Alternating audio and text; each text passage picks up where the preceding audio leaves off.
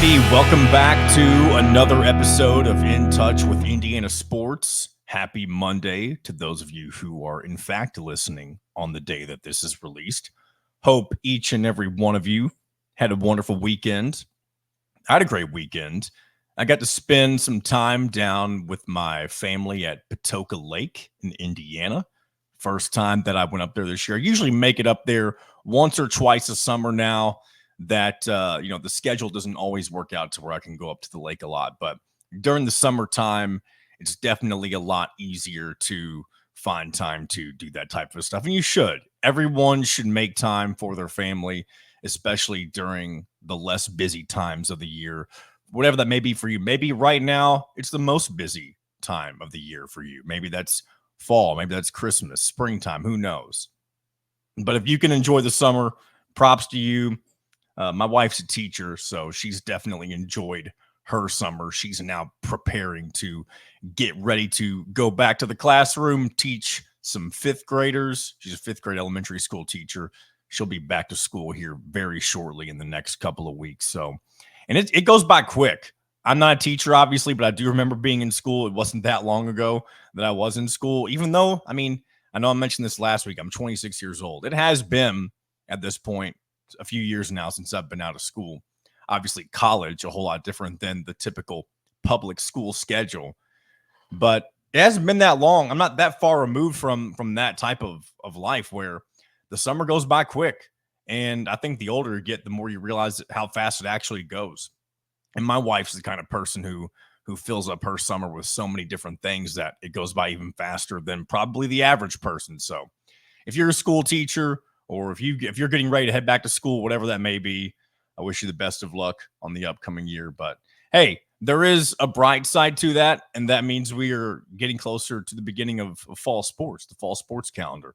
Very much looking forward to college football, as we talked very extensively last week in the first two shows about Indiana football, Big Ten Media Days, all the stuff that comes with that. And we'll continue a little bit of that conversation with Kyler Staley. Again, he's going to join us today to talk a little bit more about really recapping Big Ten Media Days. We're also going to talk a little bit of Indiana basketball. Going to talk a little bit about the new recruit that Indiana recently offered in the class of 2026, Caleb Holt. Kyler's got a little bit of information on him. And just talking about the way that recruiting has changed in general.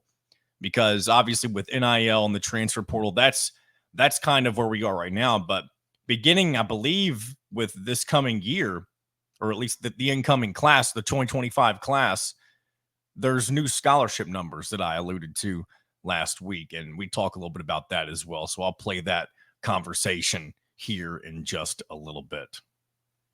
One other thing, too. I've had a few people reach out to me about a few things. I know I mentioned I'm uncomfortable looking at the camera. We'll try to figure that out. And if that's something that bothers you, hopefully I can figure that out for you and make make it less uncomfortable. If that's weird that I'm not always looking directly at the eye of the camera.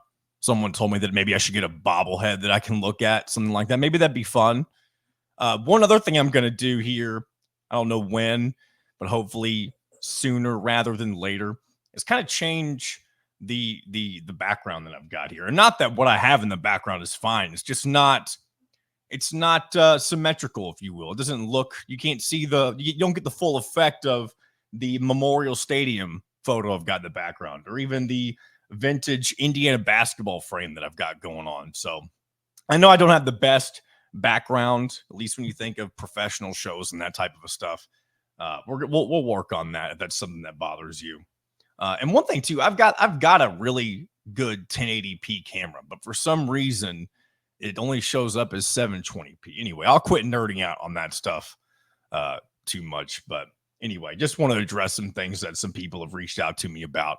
We'll work on that type of thing. We'll work on all that moving forward as we continue to get rolling here with this new show, In Touch with Indiana Sports. Again, welcome in. I'm going to mute my microphone real quick so I can belch.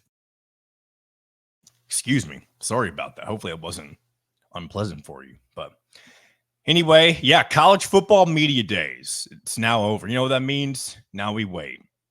Fall camp begins this week for Indiana football, and we are at that point now where, we'll get to learn some things here and there from pressers that Curt Cignetti may have leading up to the season. But at this point now, I mean, yes, we continue the speculation. We sit and think about what could be as we move towards the first week when they play Florida International in week 1. And that's the first time we'll really get a glimpse of what this team is really made of. Is the offense going to be everything that it's been praised for? I know Indiana has been longing for a competent offense since Michael Penix left. And even when Michael Penix was the quarterback at Indiana, there were a lot of complaints with how the offense was ran, not protecting the quarterback, poor offensive line, not being able to get the running game going. And a lot of people think that, and really Curt Cignetti has addressed that stuff is going to be fixed. And obviously it's not going to be a well-oiled machine in week 1, but a lot of people are expecting drastic changes in the style of play, specifically with the offense, as we head toward this new college football season. So again, we just have to wait, because there's no way in knowing what these players will be able to do until we see them against real competition. So we'll have to wait and see what happens there. What else? One thing that I didn't hit on last week, and then Cignetti did mention a little bit of this during his opening statement, I believe. He mentioned that Indiana lost 4 one-score games last year, and that number actually goes up to 5 if you include the Penn State game, which was a one-score game until very late in that game. Well, Cignetti at James Madison in 2023 was 5-1 in one-score games. Now, no, one-score games can mean numerous things. It can be a turnover, a crucial turnover at the last second. It could be a missed field goal. It could be a number of things that if you change one part of how the game was played, the outcome may be different. Could be an overtime game.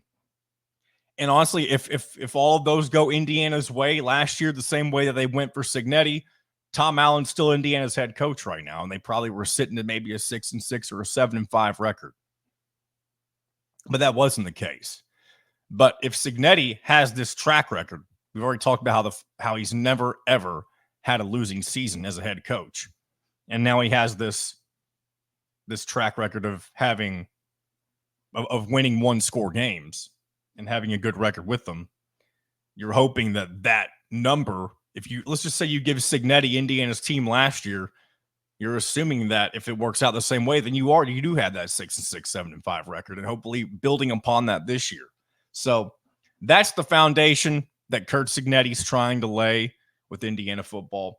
But again, all we can do right now is speculate, and really he's just enjoying the honeymoon phase, because once you start playing games and once you start racking up a couple of losses, maybe even have a couple that you're not supposed to suffer, that's when the honeymoon officially ends. But I do think fans will have patience with Curt Cignetti, at least in the early going, and likely when you face opponents like the Washingtons or even the Nebraskas, obviously the Ohio States and Michigans. And I know he claims that he wants Indiana to be able to compete with those teams, and I'm sure he truly means that and expects that. But for that to be the norm, I don't think really, until proven otherwise, I don't think that should be the true expectation for Indiana football. I think show some promise in year one, and that, I know that I've talked before about how 6-6 shouldn't be the standard, and I do stand by that. When you're a Power 5 program, or really Power 4, now that the Pac-12 is no longer a conference, I guess technically it is. You do have Washington State and Oregon State, and they technically aren't in any other conference. The Pac-12 is really just the Pac-2, but that's besides the point. If you are a team in one of the Power 4 conferences, and if you want to go even further, a team in either the Big Ten or the SEC, the two most powerful and financially viable conferences, you have no excuse to say that you don't have the resources to put together a consistently successful football team. So we'll have to wait and see what happens. And again, we'll continue to talk about this as things move forward. We may do a deep dive and on some of the position groups potentially down the road. So we'll see what sounds good. So a couple of other things to hit on, and then I'll go ahead and move into our conversation with Kyler Staley, and we'll go ahead and move forward with that. So Troy Williams has said he will be back on the Assembly Ball TBT team next year. Obviously, those of you who followed along with the TBT may have known that Troy Williams was on this year's roster, but he was injured and wasn't able to put any minutes on the floor. So good to know that he's going to give it another attempt next year. Hopefully that gives him some time to heal, and hopefully he gets some opportunities to play elsewhere, overseas or wherever that may be. So good luck to Troy Williams. Glad to have him back on next year's TBT team as long as they're able to put that together. Also, along the lines of the TBT, tonight, La Familia, Kentucky's TBT team, will take on the Louisville's TBT team. I know I don't cover U of L athletics on this show specifically, or even Kentucky for that matter, but that is a rivalry that has long been dormant. And I know not dormant in the fact that they haven't played, but the actual basketball rivalry, where you're thinking about the actual Louisville and Kentucky teams, hasn't been what people know it as. And that's because Louisville has been so terrible the past 2 years.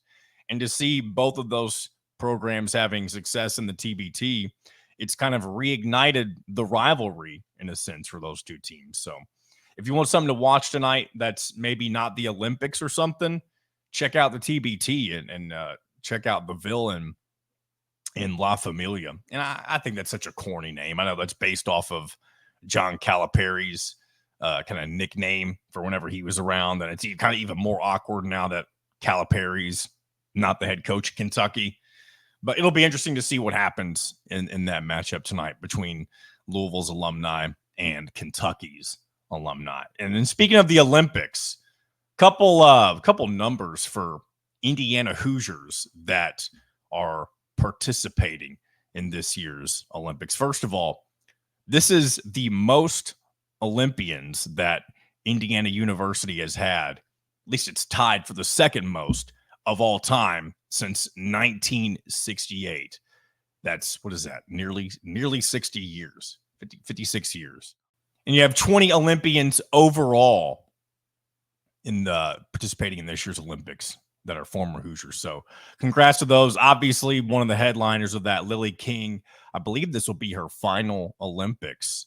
And she's definitely one of the more decorated, definitely the most decorated female swimming Olympian, maybe even most decorated female Olympian of all time from Indiana University. She's got 5 gold medals, I believe. She has one of the records in one of the events that she does. So shout out to Lily King. I'm sure she appreciates the low life of me. The lowly, I hate saying low life. That's not what I am. The lowly peon here as I, sit behind my microphone and talk about this type of stuff. So shout out to the Olympians. I will say this. I'm not somebody who typically watches a whole lot of the Olympics. My wife really enjoys the gymnastics portion. I do feel like that's one of the more popular events that people like to watch. And some of you may be saying maybe I should watch a little more of it, and maybe I should. So who knows? Maybe I'll take in a little more of that this time around. So, but either way, shout out to those who are participating in this year's Olympics, and good stuff there. All right, we're going to go ahead and move into our conversation with HoosierIllustrated.com's Kyler Staley. And we'll go ahead and play that for you right here. Joining me once again is HoosierIllustrated.com's Kyler Staley. Welcome in, Kyler. How's it going? It's going good. Recording late at night here on Sunday. So, getting ready for the work week and everything. Got the Sunday scaries. So we're going to see. But it was a good weekend. So how was your weekend, John?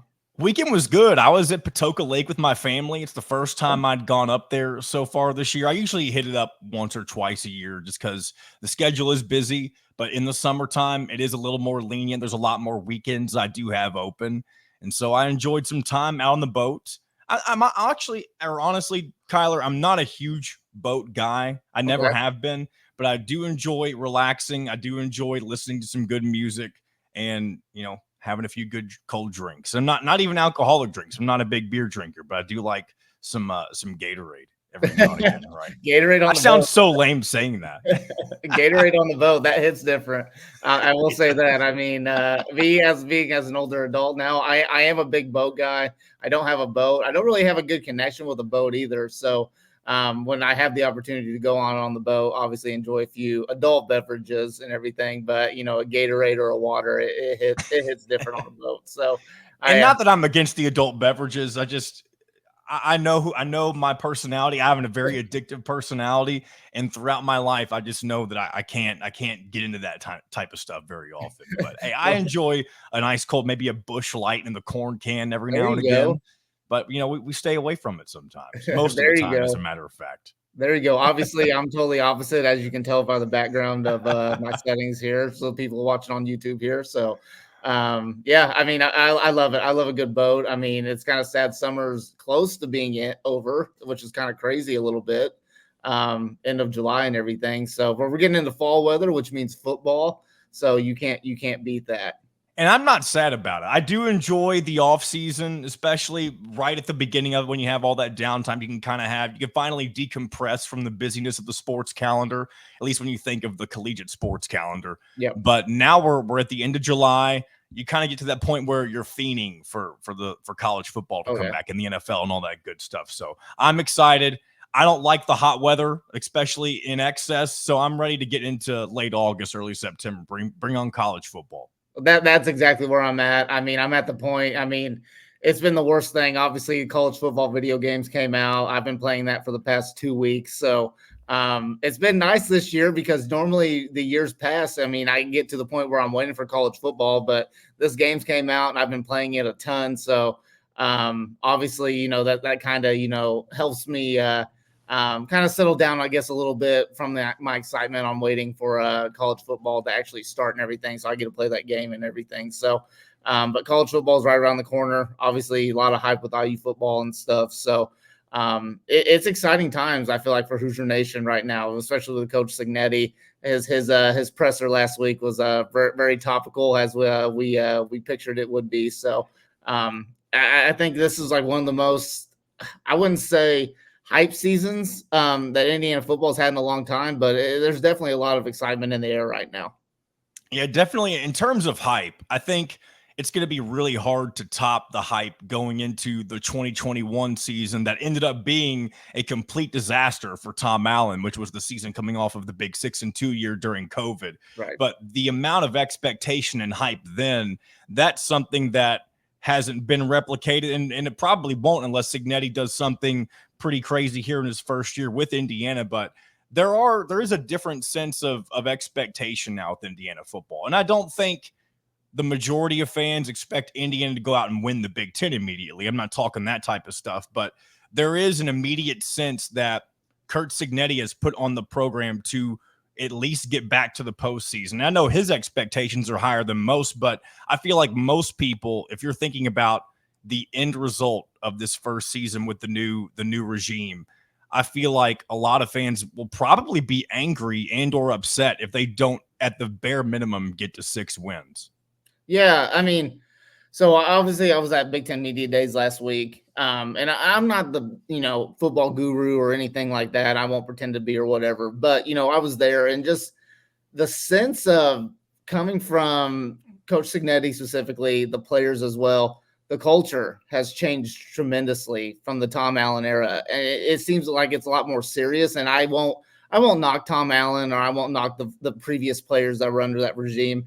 Not saying that they didn't take it serious, but it's all business with these guys. It really is. And Coach Cignetti, oozes confidence, and he's just a guy that knows his system, knows what it takes to win. Wouldn't say win at a high level yet, but he just knows, and he trusts his system, and he knows that it works. The formula that he's put together, it works.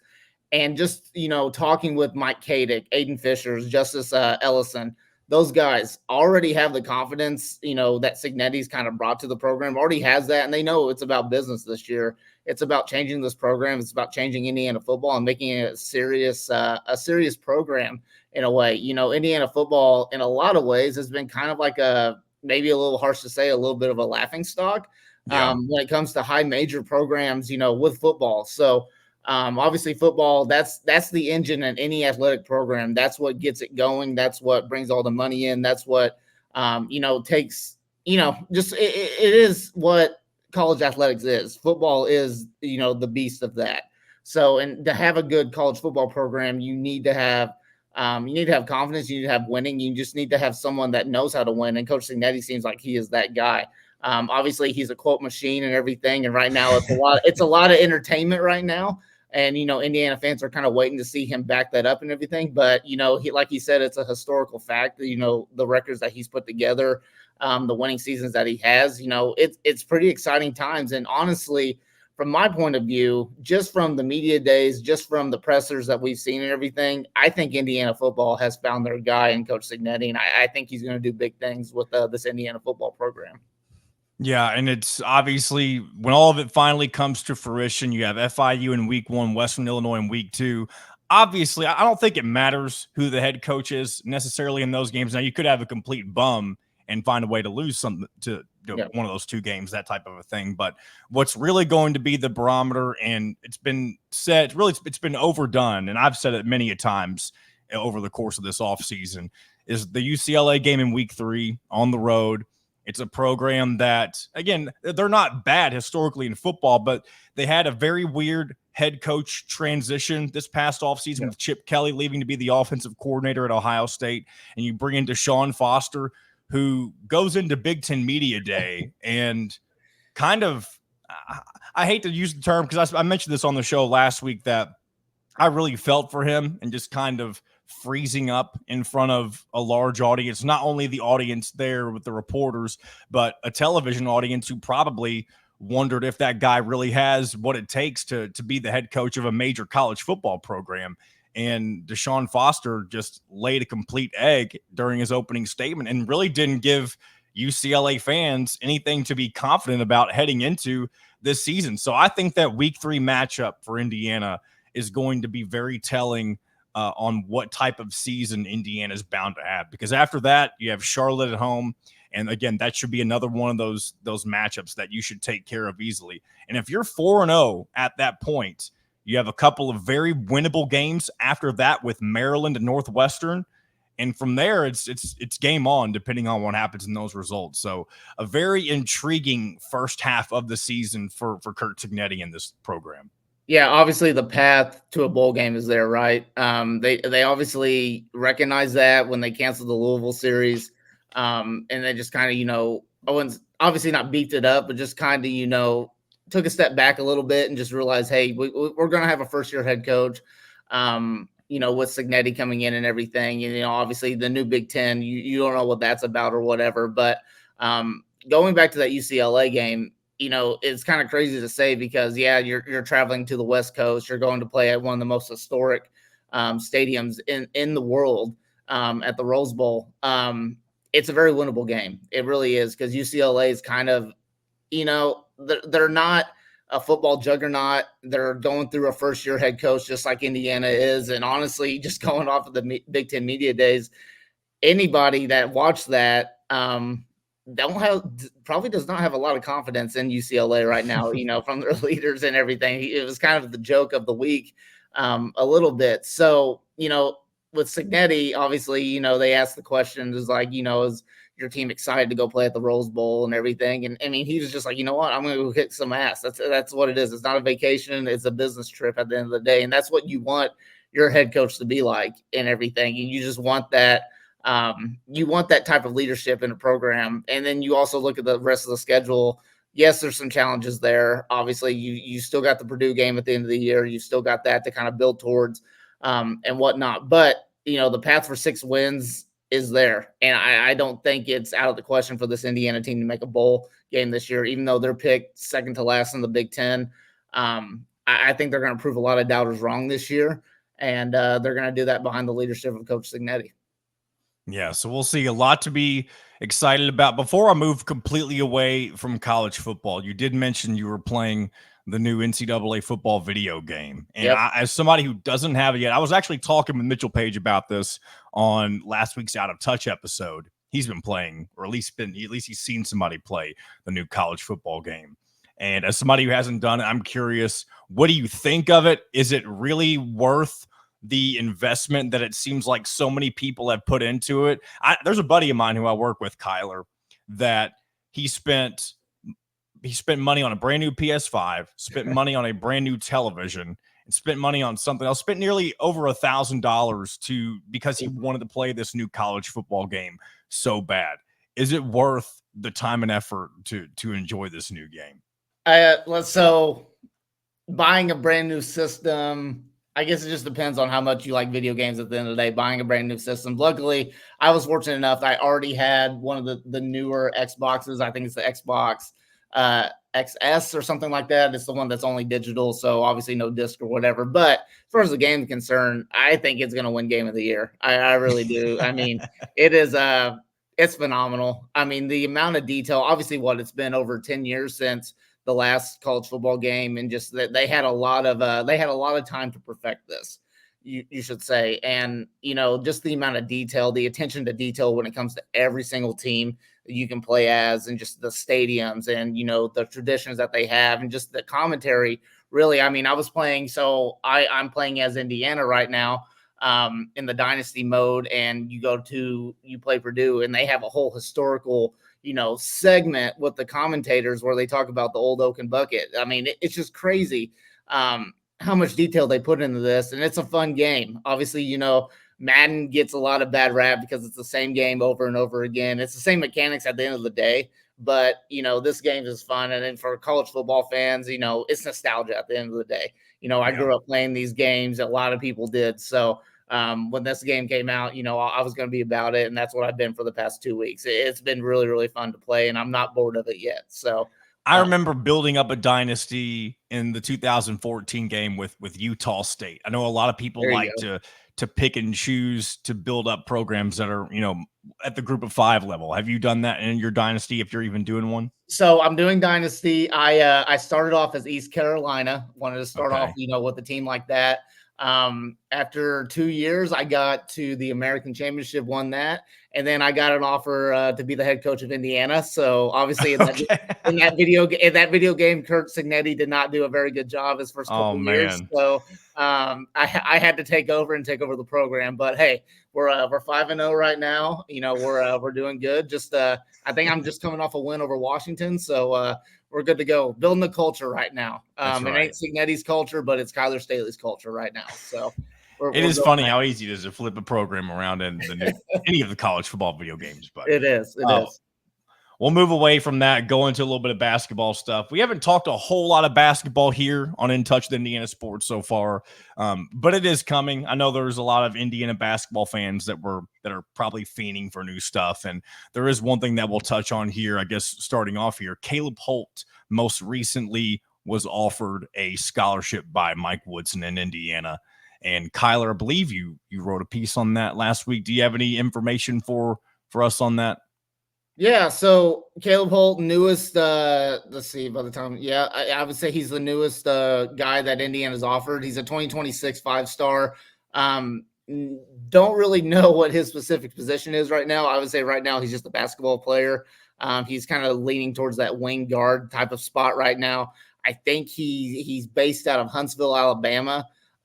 Plays on a AAU team. I'm trying to figure out what that is.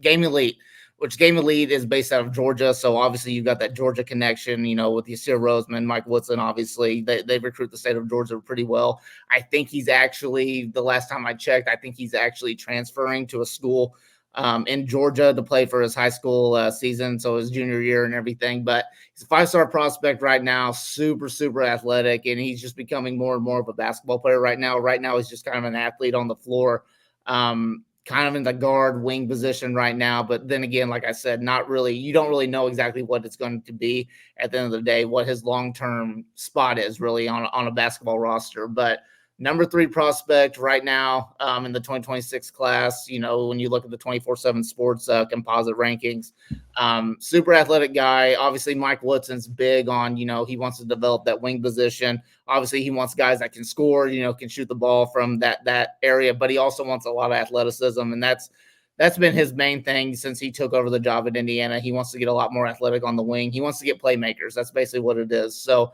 Caleb Holt's the newest guy that's kind of on the radar for Indiana. Still a 2026, so still a long ways to go. So Indiana fans, if you're listening right now, obviously there's still a lot of time there right now. Indiana's focused right now really on nailing down their 2025 class, which they have a lot of potential right now for it to be one of the best classes that they've had in a long, long time. And arguably, if they're able to land the guys that they're obviously focused in on, like the Braylon Mullins, the Trent Sisleys, the Malachi Morenos, those guys, it'll arguably be the best class that Mike Woodson's had so far. So, but yeah, a lot of right now, it's kind of when it comes to recruiting right now, it kind of slows down just a little bit because obviously the recruits are coming off the summer, going into August, going into September is when the official visits really start.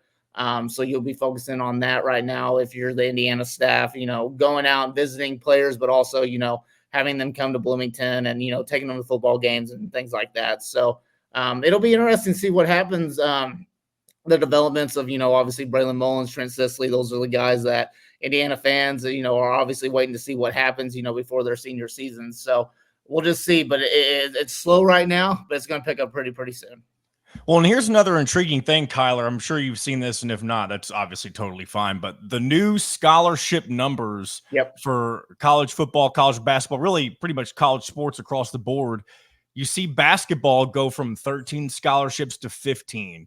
And I haven't seen a ton of reaction on this. I'm curious your thoughts, at least in terms of, do you think this is an overall positive thing for programs? Because here's one thing I think that could be seen as a positive outlook is that it's really been tough to balance the amount of freshmen you bring in for a class versus the amount of scholarships you potentially want to keep open for transfers.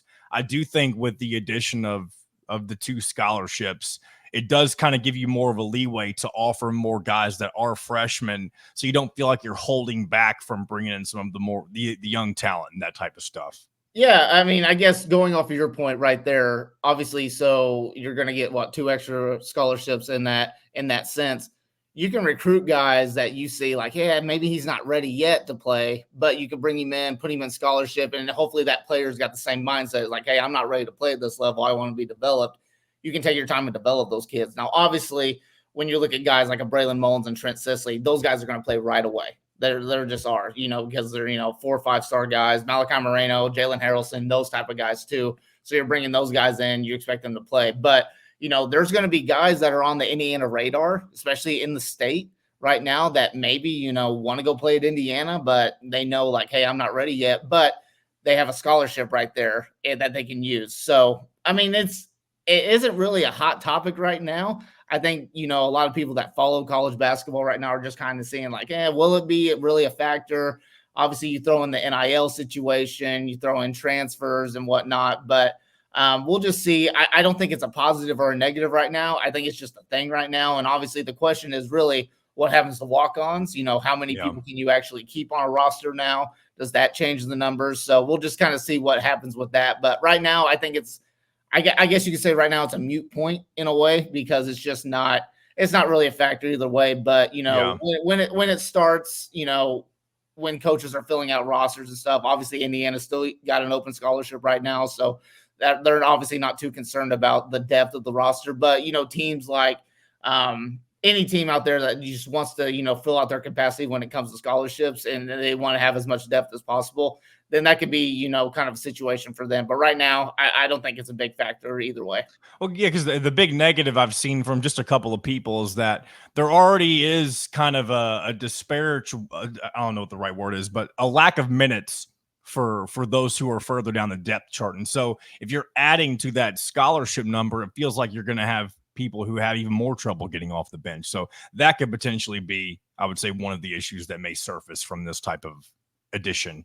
Yeah, and if you're recruiting a player and obviously you've got most of your scholarships filled. You've got your 12 pretty much filled or whatever. You're recruiting a player. The big thing is, and I'm not trying to tell a coach about how to recruit or whatnot, but the big thing is just being honest with that player and just knows like, hey, we've got all this depth right now. You're probably not going to play, but we want to put you on scholarship right now, and whatnot. It'll just be really interesting. Like I said, it's not really too big of a concern right now, but the players, it's going to be concerned when those players, the 14th or 15th players on those scholarships, it's going to be a concern for them in a lot of ways. So we're just going to see, maybe that's going to boost the transfer portal even more. We'll just kind of see. I think it's very program dependent, really, and it's just kind of how a program wants to use their scholarship count, and just moving forward. But right now, obviously, not a big factor either way, in my opinion. Okay. I just wanted to get your thoughts on that because that was revealed, I believe, last week. So yeah, we'll just keep an eye on that down the road. I'm sure it'll become a talking point once you start to see how rosters are filled out and that sort of a thing. So anyway, what's up next for you, Kyler, on Hoosier Illustrated and just for the website as a whole? Yeah, so obviously we're going to still keep pumping out football content. Still got a lot of stories that I'm looking in the back end. We still got a lot of stories that we're going to release this week. I'm still working on my player previews for basketball on the basketball end.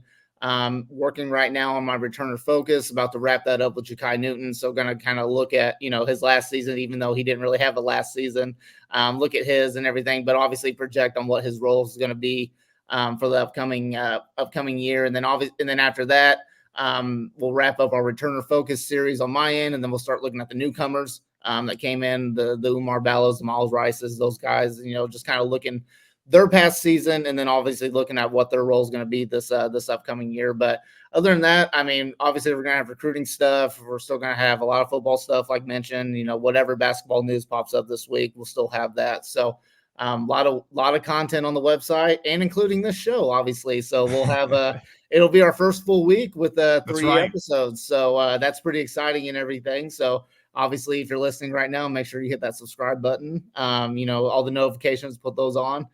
So you don't miss an episode. So it's an exciting week, obviously, for Hoosier Illustrated. We'll just kind of see what pops up throughout the week, and obviously we'll have it covered. So don't have to worry about that.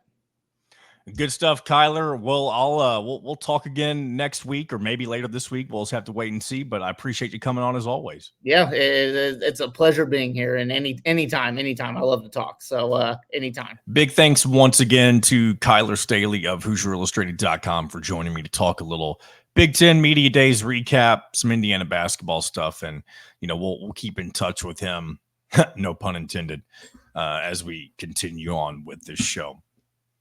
I do want to continue to talk a little more basketball. I haven't dug a whole lot into Indiana basketball in these first few episodes, so I do kind of want to lay the groundwork, at least, for my thoughts on a few different things. I do want to talk about kind of my thoughts on where the program is at as a whole. I do want to talk about the non-conference schedule that has come out, because a lot of people, this is kind of a yearly tradition for Indiana basketball fans, at least from my perspective. I'm sure not everybody notices this the way that maybe I do, but everybody loves to complain about how weak, quote, put that in quotations, how weak the Indiana basketball non-conference slate is. And I kind of want to argue against that a little bit, because while you don't always you don't have to play the toughest opponent night in and night out, there is a healthy dose of power opponents that give you enough of a test to get you prepared for the conference season. And not only that, sandwiched in the middle of your non-conference slate beginning a few years ago, and it's still going on today, is those two conference games, one on the road, one at home, that kind of, it's not part of your non-conference schedule, obviously, but it still kind of feels like it's preparing you for the rest of the Big Ten slate. And I think the inclusion of those two games into the not into the non-conference, but in that part of the schedule, that almost, to me, eliminates the need to add extra Power 5 or Power 4 opponents into your non-conference schedule nowadays. Because Normally those you'll have 1 week set aside for those conference games. One of them will be midweek, one of them will be on a weekend. And normally if you were playing non-conference opponents, that may be where you fit in a Notre Dame or Kansas, that type of stuff. And I know you have Kentucky coming back onto the schedule next year and all that type of stuff. But I have noticed the last couple of years people complaining about the non-conference slate. Or actually, let me put it this way. Last year, people didn't complain as much because let me put it this way. Let me put all of this together real quick for you because I'm kind of getting ahead of myself. I saw more people complaining about this year's non-conference schedule versus last year's non-conference schedule. But when it comes down to it, you're playing the exact same amount of power opponents in the non-conference slate. It just looks a little bit different this year. So here's the comparison. Back in 2023-24, that schedule, the power opponents you played were Connecticut, obviously was the reigning national champion, ended up being the back-to-back national champion that year. You played them in the Empire Classic, got hammered by 20 points. Then you faced a Louisville team that it was a competitive game, but that's a Louisville team who was, they only had 8 wins last year. They ended up firing Kenny Payne. So really the antithesis of what you played before that in UConn. After that, your other 2 power opponents that you faced off against in the non-conference slate, you had Auburn down in Atlanta in a pseudo neutral site game. And I mean, it was a neutral site, but it was definitely a lot closer to Auburn than it was Indiana. You got hammered in that game as well. It's a game where you were up early, but you got completely waxed 104-76 in that game. And then right after that, you played Kansas. You lost that game as well. But either way, and here's why some people may be complaining.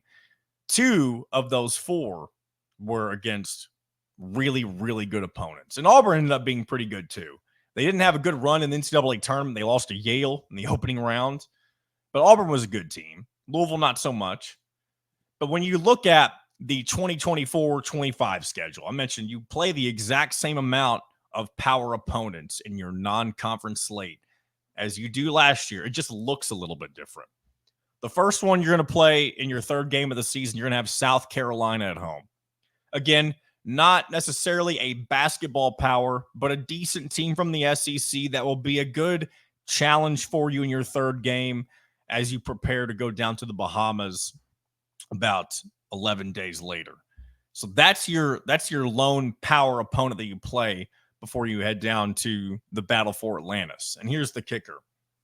The Battle for Atlantis is your only set of power opponents remaining on your non-conference schedule. And you've had people come out and say that, oh, that just means it's Bahamas or bust. And that's true. You do play a lot. You do play back-to-back teams that are resume builders, or if you end up losing them, if you have a bad showing in the Bahamas, that's pretty much it when it comes to building up a good non-conference slate, or resume, I should say, for the NCAA tournament to bolster your resume. But here's the thing: whenever you get to the Battle for Atlantis, there is a scenario where you maybe don't play the best of the best, depending on how the bracket lines up. And honestly, this is the time of year when the bracket typically gets revealed for these types of events. So it wouldn't surprise me if maybe it's today. I could be wrong. But it wouldn't surprise me if it's sometime this week that we find out the first opponent that Indiana will play in the Battle for Atlantis. Obviously, you don't know who you'll play after that because it depends on if you win and lose and what happens in the other games and that type of stuff. But here's who is participating in the Battle for Atlantis in case you haven't seen it yet. You'll face Arizona, one of the better teams year in and year out in college basketball. Davidson, the only G5 opponent to appear in this tournament. Gonzaga, I guess technically you can include Gonzaga in G5 if you want. They're one of the premier powers, at least of the last 10 years or so in college basketball. They don't play in a power conference, but they are. So I guess technically they're also in the G5 level, if that matters to you. So you have Arizona, Davidson, Gonzaga, Indiana, obviously. Louisville, you have a chance to potentially play a new look Louisville program with head coach Pat Kelsey at the helm. Oklahoma, Providence is replacing Creighton. Creighton was originally supposed to be in this event from the Big East, but they were not pulled, but they got out of their, I guess, contract, if you will, to play in this event and are instead playing in an NIL-based event that may end up becoming the new norm in college basketball for these types of MTE multi-team events in the future. But anyway, Providence is replacing Creighton in that regard. West Virginia, the final team. So anyway, my original point, there is a scenario where I guess you don't play the best of the best here. Let's just say you get matched up with Davidson. And then you end up maybe, if you end up playing Davidson, West Virginia, and let's say maybe Louisville or Oklahoma, obviously there's no telling how good either one of those teams are, especially with Louisville. They have an entirely brand new roster coming into the fold, obviously a new coaching staff as well. So it won't be at all the same Louisville team that you faced in New York City last year in Madison Square Garden when Kenny Payne was still the head coach. So, but you also have a scenario where you could end up facing the best teams in here. The best teams, at least whenever it comes to preseason expectations that are in this tournament, the 3 or 4 best teams in here are Arizona, Providence, Gonzaga, and you could throw Indiana in there depending on who you ask. But if you get to play Arizona, Gonzaga, and Providence, that's probably the way you want to go. Obviously, if you're talking about games that bolster your resume. So for those complaining about the non-conference schedule being weak, I guess there is some truth to it. I won't lie about that. But here's the thing. My point with all this is it's really no different than last year. It just it's in a different format. Almost all of your resume building opportunities come in basically a week's, really 3 days, I should say, 3 days in a row. And you have to make the most of those opportunities. And again, though, once you finish the battle for Atlantis, yes, you'll go back to typical non-conference play where you'll face the Sam Houstons, the Miami of Ohio's, and the like, that type of stuff. But you also have to remember, too, you're also going to face 2 Big Ten opponents, one on the road, one at home. And that'll be an opportunity for Indiana to, I guess, really get off to a good start in the conference, but get some early, potentially resume-building wins as well. So that's my talk on, I almost say my TED Talk, because I know people like to say that sometimes. That's kind of my thoughts on the non-conference slate. Yeah, call it weak if you want, but in my opinion, it's really not a lot different than what you saw last year. The one big thing you're going to notice next season, obviously, and I talked about this earlier, you're going to have Kentucky on the schedule. It's the beginning of the new series, the series renewal, if you will, for Indiana versus Kentucky. I know a lot of people are excited about that. I am as well, being a fan, obviously. But I will say I do hate the terms that were written for, because the terms, and what I mean by that is like the where you're playing and when, they were made by John Calipari, and obviously he's no longer the head coach at Kentucky, and that makes, it just kind of makes it a little, it's not awkward, but it just makes it to where if this could have been renewed with Mark Pope, maybe you get better terms. But I do believe the first game is going to be a Rupp Arena. I do, and I know this is written somewhere, so if I'm wrong about this, forgive me. We'll talk about this, more detailed at a different time. But I do believe there's a couple of neutral site games. Like Kentucky won't return to Assembly Hall specifically for a while, and that was by design because Calipari does not want to play, or did not want to play, in Simon Scott Assembly Hall again. So now I want to finish today's episode just talking about my overall thoughts on the Indiana basketball program right now, because it's a lot more divisive than I think many people anticipated, especially if you just go a year ago today, at the end of July. A lot of people were very excited about where the program was heading. I mean, maybe a little disappointed in the NCAA tournament run, that felt like they could have done a lot more in Trace Jackson Davis's last season.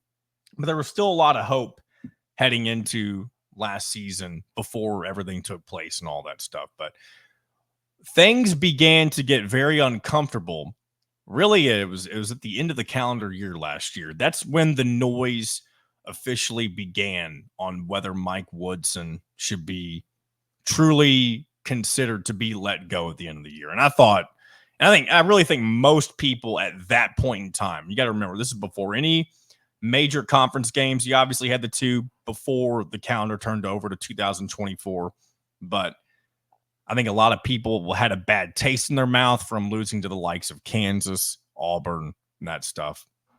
And things were, I guess, not looking well.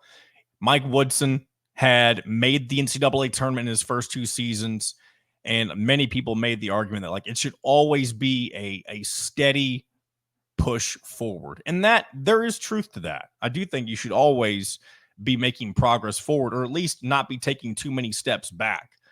But people, I don't say didn't realize, but a lot of people assumed that life without Trace Jackson Davis was just going to be easy, or it was going to be easy to replace.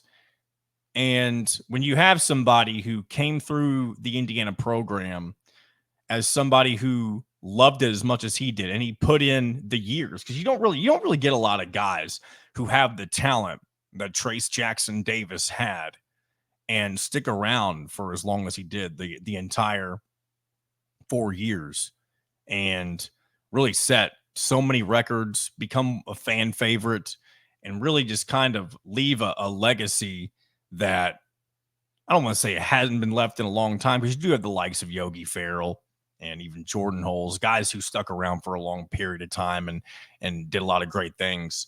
But a lot of people didn't really think Trace Jackson Davis had a lot to show for his accomplishments. He had a lot of good stat lines and that type of stuff, but he didn't have the NCAA tournament run to really solidify that legacy, or a Big Ten championship to solidify that legacy. And so a lot of people kind of thought that maybe it was just going to be, okay, let's just move on. It's time for someone else to take over.